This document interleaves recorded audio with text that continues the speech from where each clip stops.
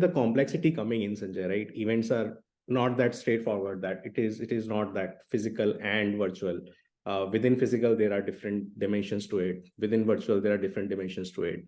And there are areas where you can use one of these, and there are areas where you should not use one of these. So do you have some kind of matrices in your mind that you try to use to keep the framework straight and kind of be able to be on track and not get diverted by coming sales demands for events? Some kind of matrices that would help you keep things on track from budget standpoint, from the ROI expectation standpoint. Sure. So the commonly used ones which everyone use still is starts with the registrations, how many people have registered, how many people have turned up, and all those. Of course, we can slice and dice the registration and the data to see that when you conceptualize this particular event, you had some audience in mind, some persona in mind. Now, how many of those people registered, or how many of those people turned up? Now, the mistake which we, in many cases, we do is that we say that I need 200 people for this event because that's the capacity of the venue. And we get, if probably the conversion rate is 30%, then you kind of calculate the number of people who need to register, and then you find that number, and then you're happy that you got that number. Then finally, at some point in time, you would probably calculate the funnel and say, hey, nothing came out of this event. Without understanding why nothing came out of this event, rather than saying that the event didn't work well, can we find out why it didn't work? So in the registration data itself, that look at the personas which you're trying to handle, or look at the client accounts which you want to invite. So if you've got a large clients, if you've got a few large clients, and you want to really make sure that the large clients are adequately represented in that, are you working at the right promotion strategy to get them in? So here again, and I'm again talking about the ABM accounts, because typically your large accounts will be under some kind of ABM framework where the marketing has to work very closely with your sales counterpart, and then reach out to some of the organizations and say that, hey, we are doing this event, which makes sense because you guys are investing X million dollars on our, or X $100,000 on us. It makes sense for you guys to send your engineers or your sales and marketing staff to this, whoever the persona is.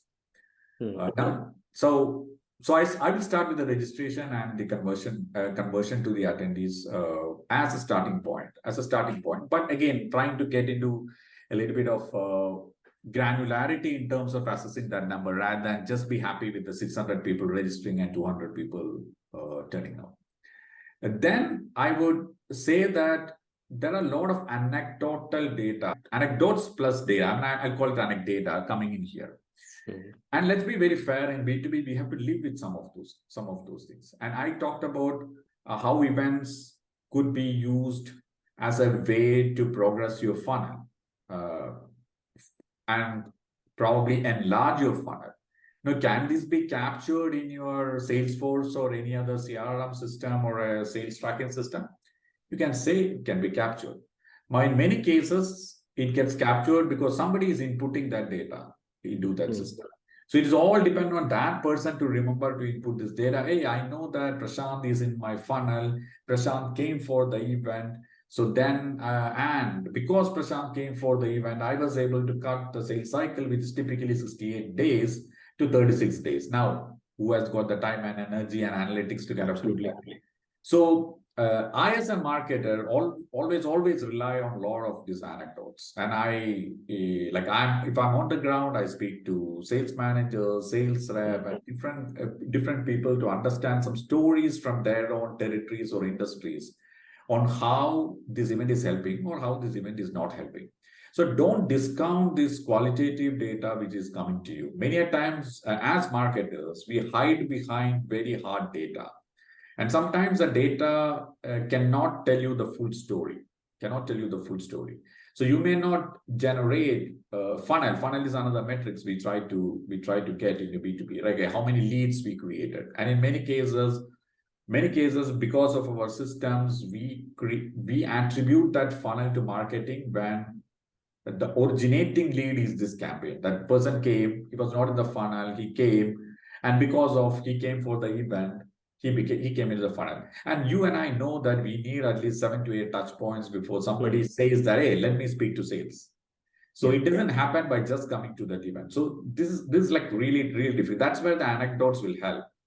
And tracking it over, I would say at least a 60 day time period, because our sales cycles are longer. You could do, you could potentially use some of your analytics systems to kind of understand this person who came for this event on January 1st, where is he in our system on April 1st, on April 2nd? Now, in some cases, marketing also says that, hey, I will look at new contacts which I generated with these events. That's also another metric. Now, the funny part of this new contact data is that, okay, now Prashant comes in as a new contact into the event. But is Prashant interacting with me after the event?